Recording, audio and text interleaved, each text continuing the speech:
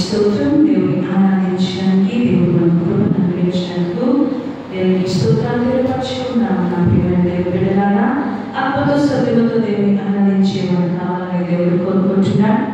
ఆత్మతో సత్యముతో దేవుని గణపడతాం. హల్లెలూయా. మోరాందల బరబల వశందర మౌరవ రిపద బరబల బరబల బలేఖ బాబా బాబా ఇంతరి గిరి బాల బల వశందర గిరి బాల బల బరబల తెరిబా లూథర బల బల బలిఖర బల బల వశందర బల బల దీవాన బలక ఓరోబో శందర భూమి ఖబర బరబ నీ బాల మరియల బేకే బెడే బెడే తెరి బిలా బల బల వశందరి బిలాదర బౌదర బల బల బరబల పరిశుద్ధాత్మ దేవుడా ఈ స్థలమంతటిలో ఎంటారి ప్రోక్షిస్తున్నాము నాయనా. ప్రతి ఒక్క స్థలంలో ప్రభువా మీ ఆత్మకార్యములు జరిగించే దేవుడు ఇచ్చినావు నాయనా. ఉదయ కాలంలో ప్రభువా ఈ స్థలమంతటిలో ప్రభువా మీ యొక్క పరిశుద్ధాత్మను వరించి మీ కార్యములు జరిగించమని అడుగుతున్నాము నాయనా. ఇదిగోతని ఆత్మల సంపాదన కొరకునే ఆత్మల రక్షణ కొరకు మమ్మల్ని అనుకున్నావయ్యా. ఇదిగోతని ఆత్మలను సంపాదించే వాక్యాన్ని మాకు దయచేయండి. ఉచితమైన కృపలో ప్రభువానైనా నీ పరిచయంలో ముందుకు సాగడానికి అయ్యా. ఇదిగో తండ్రినైనా అనేకులను సంవిధానంలో నడిపించడానికి ప్రభు, అనేకులకు క్రీస్తును ప్రకటించడానికి, క్రీస్తు నామాన్ని ప్రకటించడానికి ప్రభావం సాధనలుగా పనివట్టుగా మీరు వాడుకుంటున్నందుకు మీకు స్తోత్రాలు నైనా. ఇదిగో తండ్రి ఎక్కడైతే ఎదురు కూడి నీ ఆరాధిస్తూ ఉంటాడని మాట ఇచ్చిన దేవుడు నైనా. ఇదిగో తండ్రి నైనా ఇదిగో ఈ సంవిధానంలో ప్రభావ ఈ సన్నిధిలో మేము తండ్రినైనా మీ మహిళావరణలో నేను ఆరాధించే వాక్యాన్ని మాకు దయచేయమని అడుగుతున్నాను. ఊరంతిగా బలబల విషయంగా దేవా మీ కార్యములు జరిగించండి నాయనా. బలపరిచి స్థిరపరచమని అడుగుతున్నాం. పరిశుద్ధాత్మ కార్యములు జరిగించమని అడుగుతున్నాము తండ్రి. ఆమేన్. Oh, we worship you, Holy Spirit. నా జీవం నా సర్వం నీవే దేవా. నా జీవం నా సర్వం నీవే దేవా. నా కొరకే బలి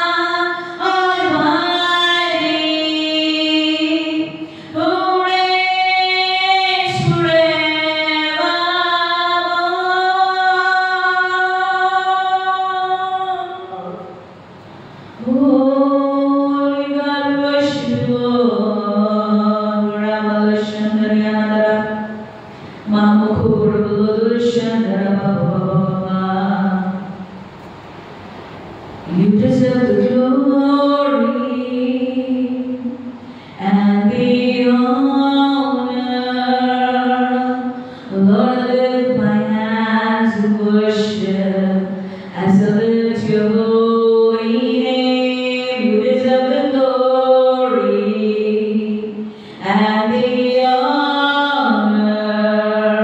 Lord, I lift my hands in worship as I lift your holy name. For you are great, your miracles are great.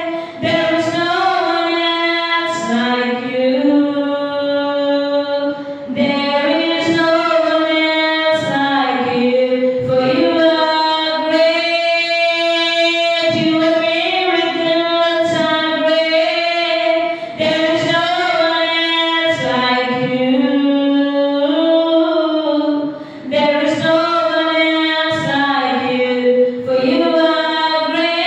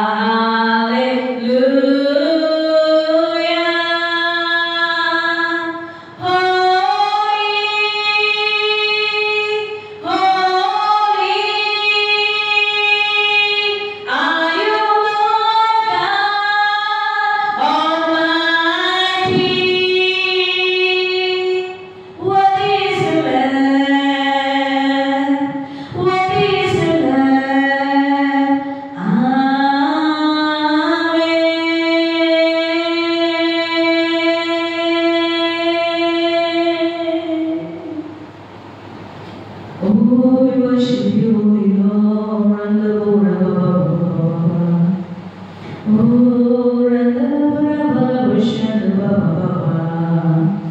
oh, we thank you, Holy God. We welcome you, Holy Spirit. Parishudhurani Stotram. Oh, we worship you, Jesus.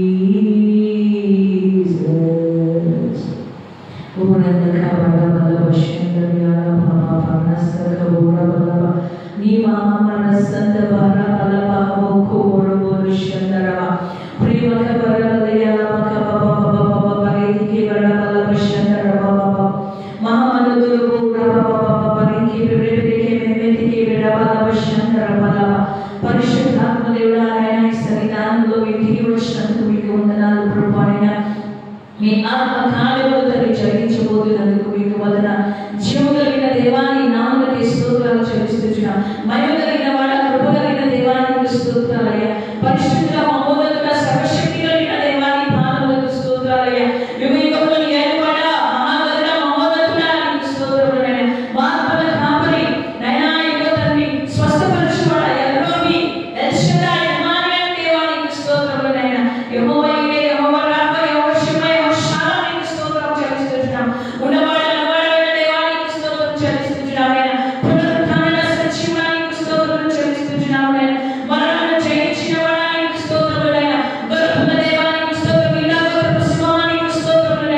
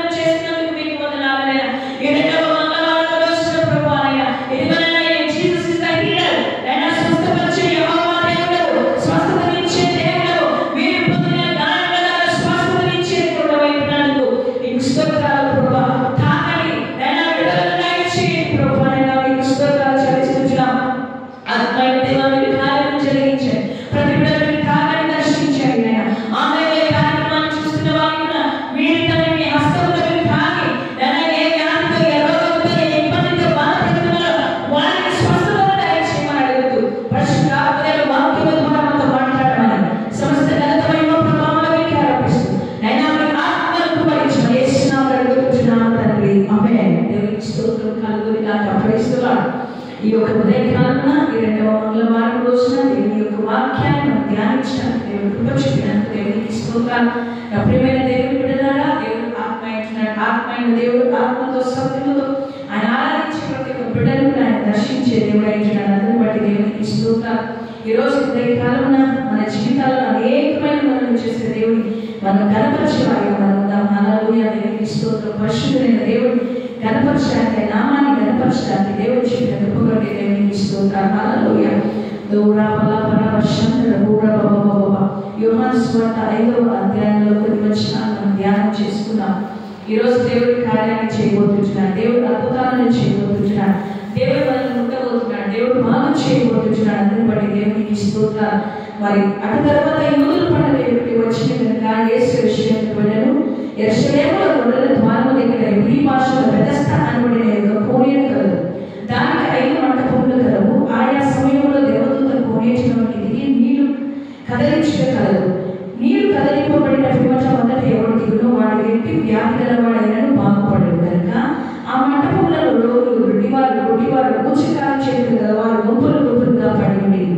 అక్కడ 38 ఏళ్ళు వ్యాధి గల మనుషులను యేసు వాడు పడి ఉండటం చూచి వాడు అప్పటికి బహుకాలం నుండి ఆ స్థితిలో ఉన్నాడని స్వస్థపడగోరుచున్నావా అని వారిని అడగగా ఆ రోగి, అయ్యా, నీరు కదలింపబడినప్పుడు నన్ను కోనేటిలోనికి దించినప్పుడు నాకు ఎవడం లేడు కనుక నేను వచ్చినంతలో మరి ఎవరు నాకంటే ముందుగా దిగుదని ఆయనకు ఉత్తరమిచ్చాను. యేసు లేచి నీ పనిపెట్టుకొని నడుమని వారికి చెప్పగా వెంటనే వాడు స్వస్థత నుండి తన పనిపెట్టుకొని నడిచాను.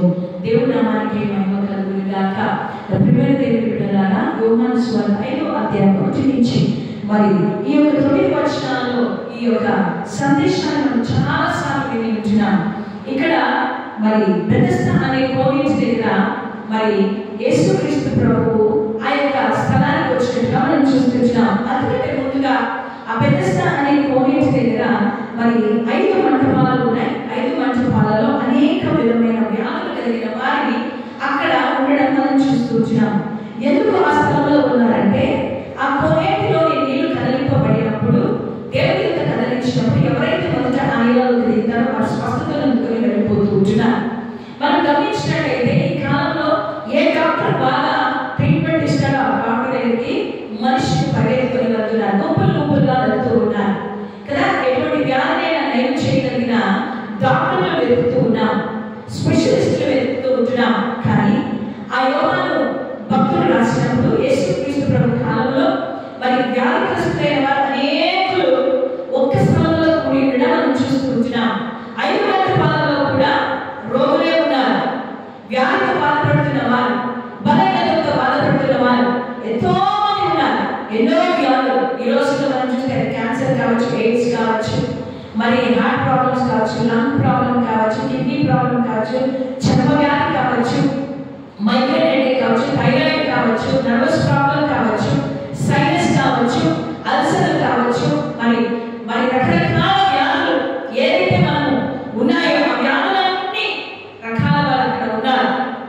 ఉన్నప్పుడు వారు ఒకదానికి ఎదురు చూస్తున్నారు. ప్రతిరోజు కోనేటిలోనికి ఒకరి దేవుని దూత వచ్చి ఆ నీళ్లను కదలించినప్పుడు, కదలింపబడినప్పుడు ఎవరైతే మొదలు దిగుతారో వారు బాధపడుతూ ఉన్నారు. అనేకులు వెళ్ళిపోతూ ఉంటున్నారు. నా ప్రియమైన వారు, అక్కడ ఒక వ్యక్తిని మనం చూస్తూ ఉంటున్నాం. 38 సంవత్సరాల నుంచి ఒకే చోటు కదలలేకుండా స్వస్థత పొందాలని ఆశపడుతున్న ఒక వ్యక్తిని మనం చూస్తూ ఉంటున్నాం. 38 సంవత్సరాలు ఒకే స్థలంలో ఎదురు చూపుతూ ఉంటున్న వ్యక్తిని ఎవరు సహాయం లేదు, ఎవరు ఆశ్రయం లేదు, ఎవరు అతన్ని నడిపించలేకపోతూ ఉంటున్నారు. కానీ నిరాశ చెందిన శ్వాసంతో ఏదో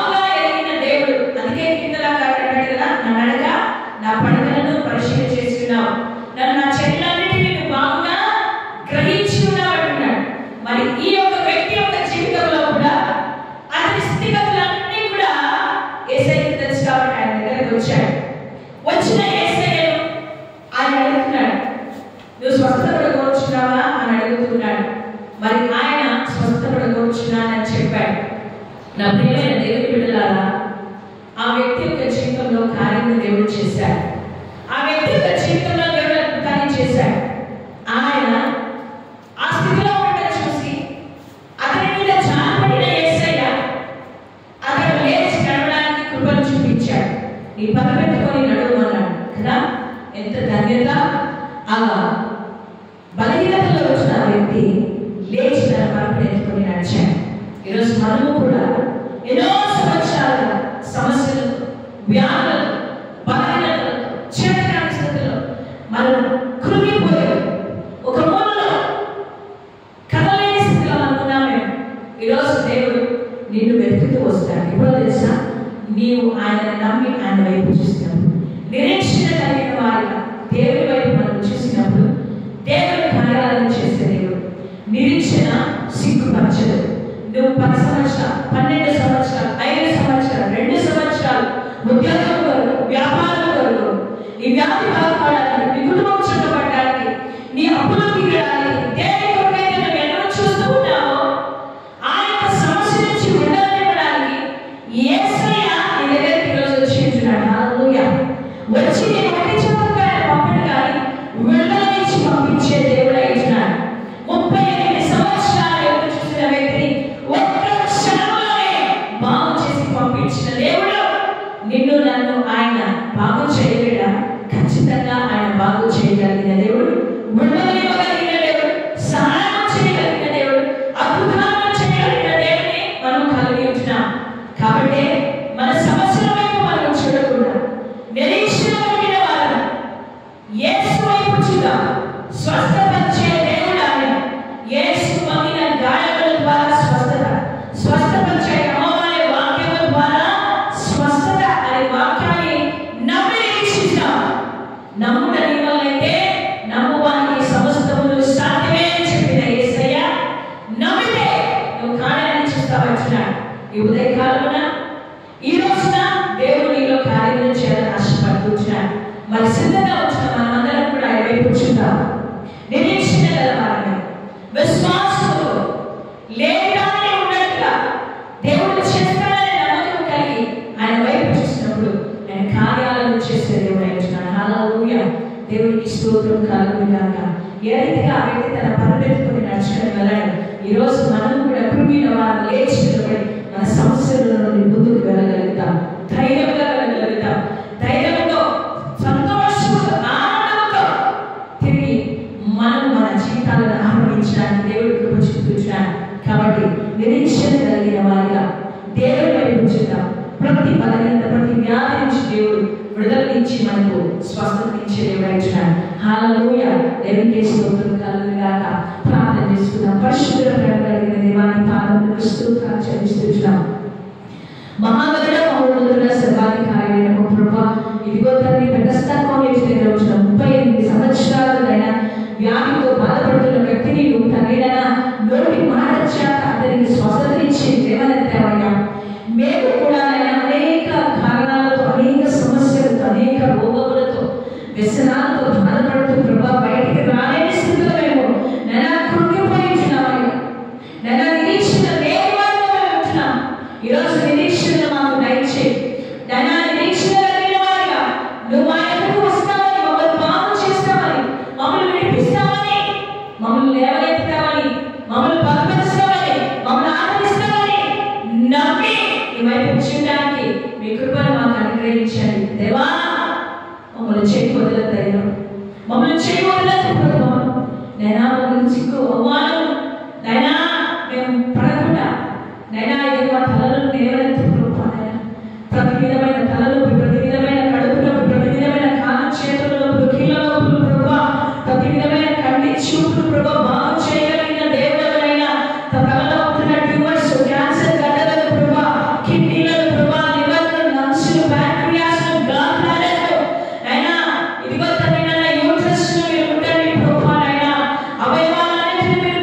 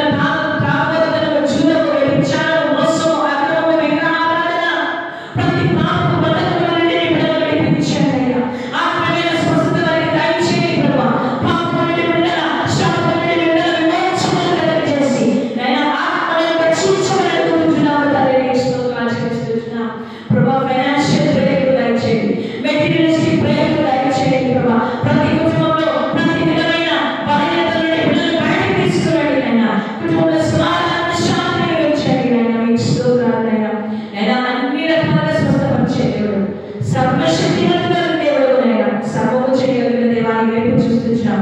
సహాయం చేసి